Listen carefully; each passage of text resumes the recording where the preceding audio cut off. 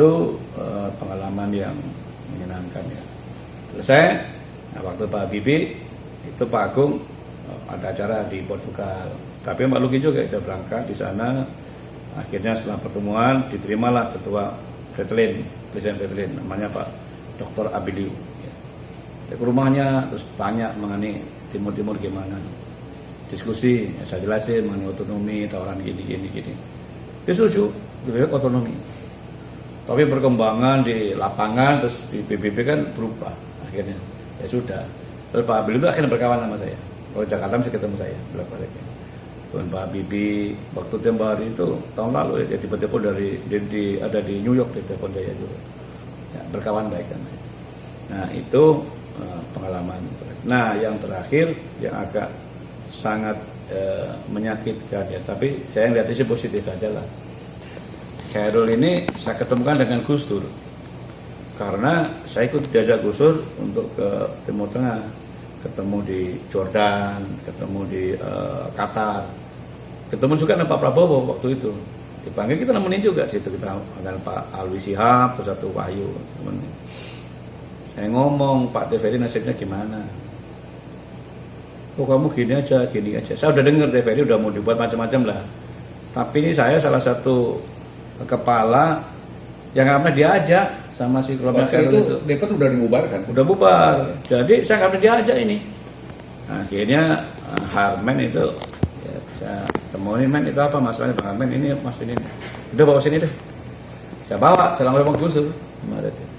Ini Gus Dur sampai Singapura kira-kira. Yuk sama direktur mau ketemu saya nanti Maret. Panggil Khairul lah, ada Gus Dur. Udah, maunya apa TVRI, mau TV publik ya silakan. Kan gitu Gus Dur kan. Nah, jadi berarti udah berkawan nih, udah baik nih. Kalau udah mau sih, ganti kan, akhirnya kedudukan itu kan, ini kan depan, ini kan berdiri, ya nggak jelas statusnya kan.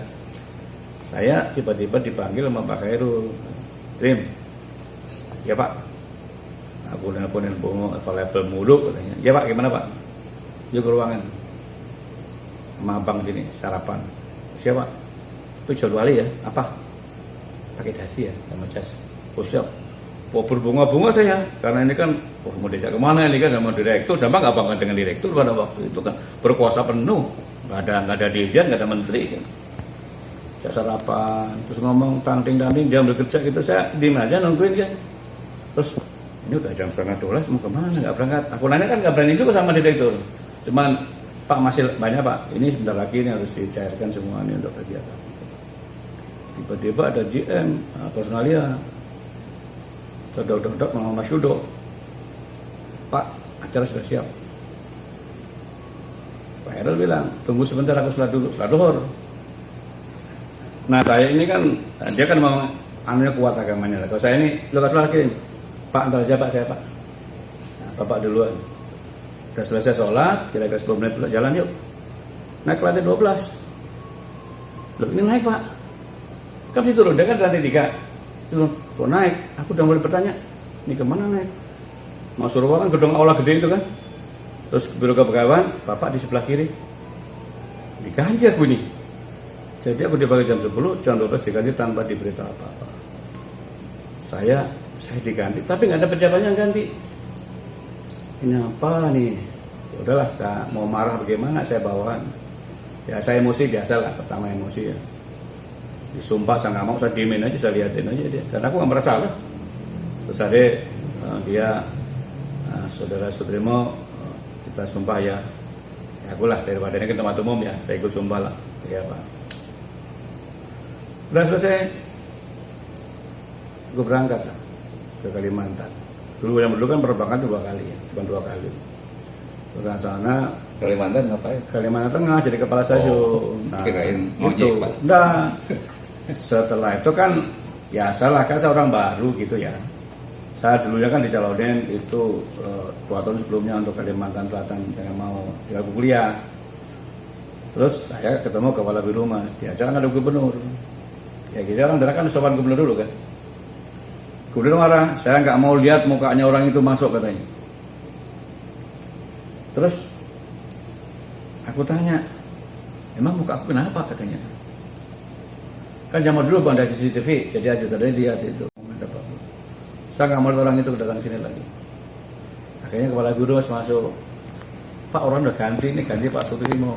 Senang mas saya suruh masuk aku. Cerita, ternyata ada masalah demo-demo. Jadi aku tidak pengen nyelesain demo-demo di situ. Jadi kantor DPR itu demo, ada 2 tak ngamuk-ngamuk orang di Kalimantan. Gara-gara siaran.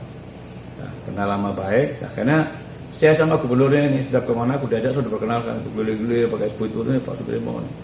Agak aja aku lah di sana lah. Agak tolong. Walaupun aku jarang-jarang datang ya.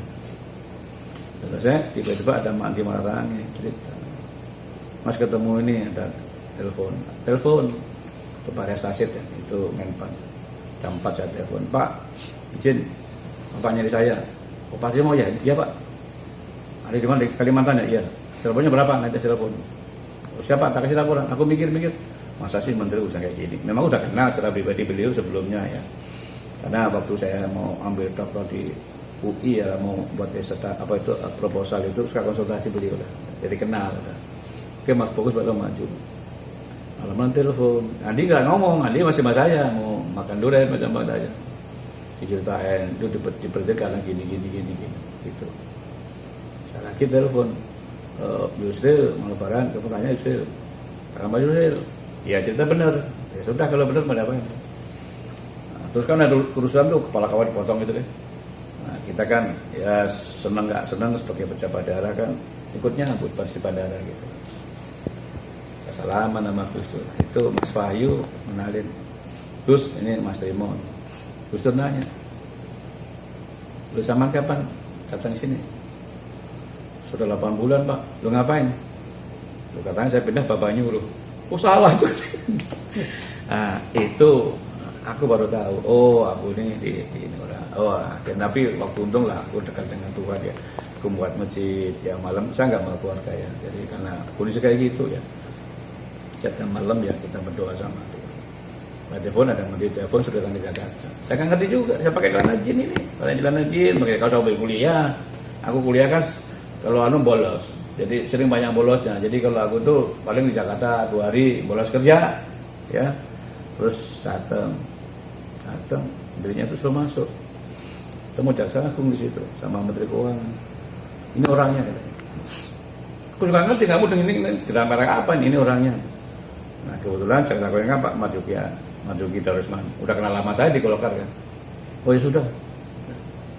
Terus aku tiba-tiba beberapa bulan kemudian nggak ada kabar apa-apa, cuma gitu aja. Aku udah lama ini orang ini ngapain gitu. Terus ada pergantian. Tiba-tiba saya pindah ke Jogja. Lucu lagi juga, yang Palangkaraya udah serah terima di Jogja sampai 3 bulan aku nggak serah terima juga di sana. Saya bingung ini gimana ini kan.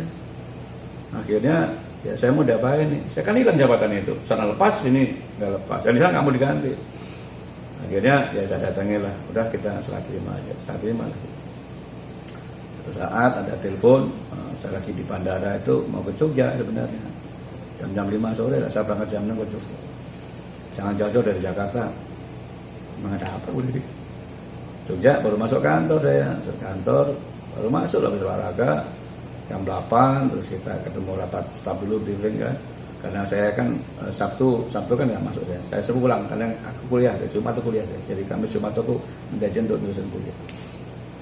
Habis itu telepon, seberang ke Jakarta hari ini juga sebelum jam 3. Oh, ke lapangan Banteng. Ya udah berangkat aja tuh.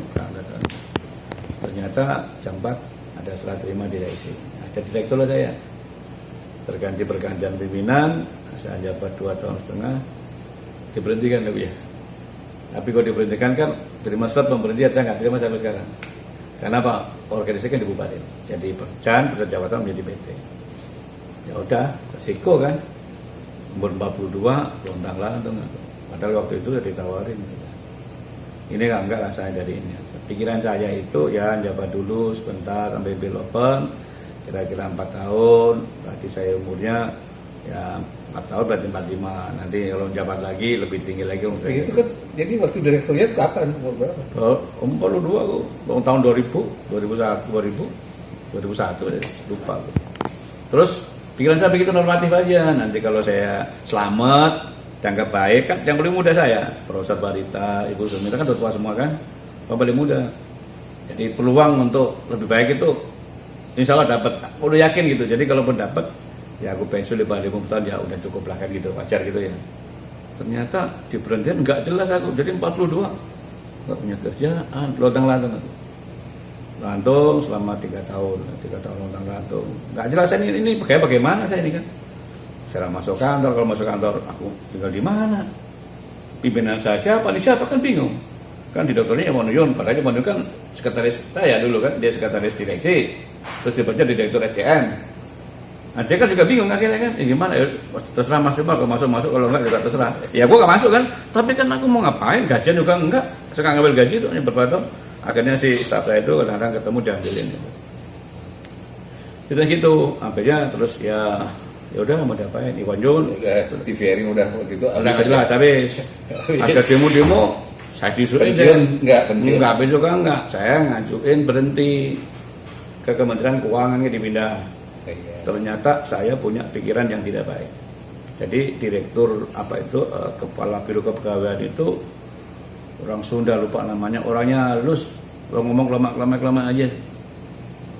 Nah, terus saya datang nih, saya ngajuin berhenti, sudah 4 bulan nggak diproses. Sudah marah karena kan aku dapat kerjaan, lamar kemana-mana nggak bisa. Saya mau coba lamar ke SCTV, ketemu kan Ilyas, Mas nggak ada yang berani, Mas dia mau kata nggak enak lah. Lamar kemana? Kan nggak ada pemberhentian saya. Akhirnya gua datang itu ke Kementerian Keuangan, temulah Pak Sudirmo gimana, bukan saya minta maaf, dia minta maaf dulu. Orang itu paling sopan, Pak Sudirmo maaf ya, saya udah baca eranya Pak Sudirmo ini salah katanya. Pak Sudirmo kalau pensiun belum bisa karena umurnya belum 50. Kalau masa kerja sudah, karena waktu itu sudah kerja, aku udah 20 tahun lebih sedikit gitu, boleh. Tapi nggak bisa karena umurnya kurang 50. Jadi gimana Pak? Ya kalau Pak Timo mau cabut aja itu surat pengunduran diri. Waduh, cabut nanti nggak jelas juga pada saya Pak. Pak Sudirmo, saya itu kalau sholat malam tengah malam selalu ingat Pak Sudirmo surat itu katanya. Saya berdoa sama Tuhan. Terus sholat tahajud selalu ingat, saya nggak, padahal nggak kenal Pak Sudirmo nih. Baik. Akhirnya gimana Pak? Sudah saya ikut aja lah. Pak Timo cabut aja. Gimana Pak? Udah tekan sini surat aja. Pak Timo tekan dari surat ini. Aku tekan dari surat itu. Saya katakan ibu. Nggak jadi mengundurkan diri ya. Itu dibutuhkan. Kok ditolong? Enggak. Aku diminta yang dari kampus sendiri. Jangan sayang karena kalau Pak Timo mau nunggu sampai 50. Umurnya kan belum ada 50. Habis itu aku lonalon juga. Iwannya jadi dirut. Nah, telepon, aku ganti di Iwan naik. Malah nggak jelas juga itu. Aku pikir, orang yang bekas saya enggak. Aku datang ke rumah, aku minta keluar aja. Keluar. Oke katanya itu. Ditawarin untuk yang keluar lah, Kepsa Bandung. Saya punya prinsip ya. Saya bekas direktur masih di Kepsa Bandung. Kan itu persen tidak baik. Ya, saya habis 7 paspor kemana-mana ke luar negeri. Jadi dengan TVRI, saya banggakan TVRI. Tapi itu pengalaman yang kaya. Saya gampang ketemu dengan pejabat-pejabat itu kan memang gampang. Saya kan ditugasin mantu Mahdi untuk bahkan koordinator wawancara. Telepon aja saya dengan menteri, dengan dirjen ya seperti ini. Bukan karena hebat, tapi karena tugas saja, karena TVRI aja. Nah itu terus sore-sore lah ada telepon itu tadi Bali Pak Safri nanya, Keman lagi nyari orang ya, lagi nyari orang untuk pejabat humas. Nah, kan waktu itu kan namanya di Departemen Pertahanan ya, lagi mulai reformasi kan itu kan ya, mulai ada aktivitas sipil. Pak sini nggak ada katanya yang kayak gini, yang bekal kayak Mas Mo, terus sekolahnya juga pernah sebagai jam pertahanan kan, ya Pak. Ya kalau mau, tapi di sini dibilang nggak ada tidak ada fasilitas rumah dan seterusnya nggak ada. Jadi saya terimalah.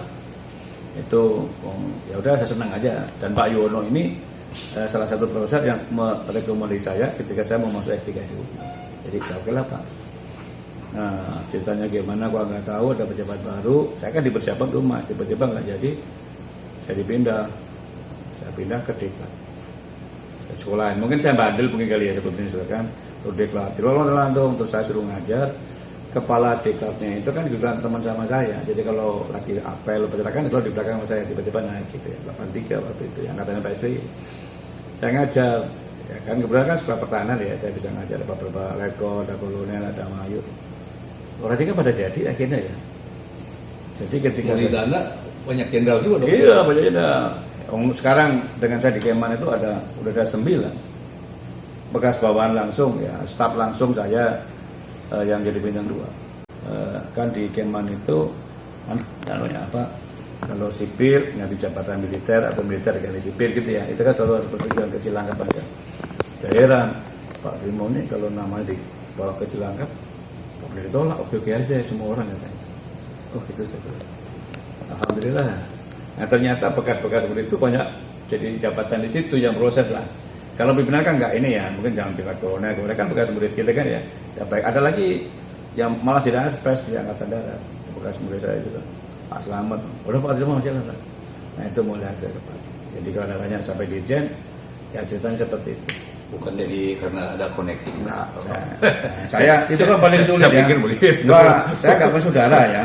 Saya masuk dulu pertama menjadi staf wali bidang sosial, itu kan eselon 1. Terus naik lagi, tuker geser menjadi staf wali bidang politik.